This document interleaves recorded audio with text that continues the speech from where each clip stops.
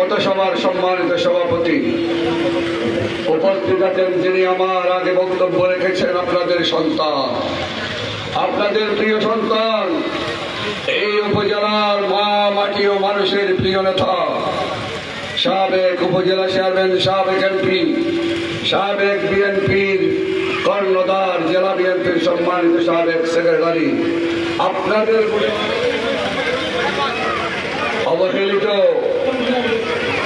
এই তগলর শহর এলাকার ধানের শীষের নির্বাচনী প্রচারের